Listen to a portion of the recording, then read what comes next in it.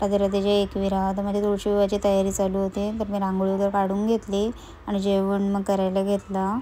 पिड्याची भाजी, वरण आणि पालेभाजी घातली. त्यानंतर मी चपात्या करून घेतल्या, भात वगैरे घातला आणि काहीतरी गोड म्हणून मग मी शेव बनवली.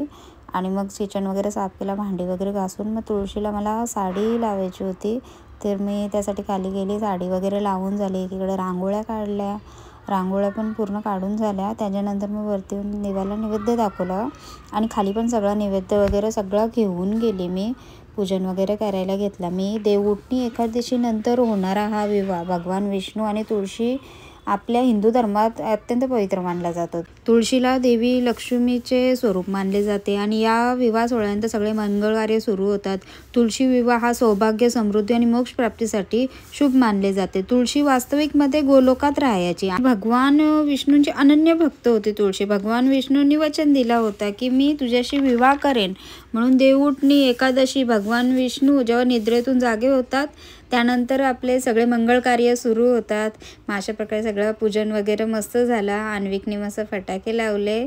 चला तर मग राधे राधे.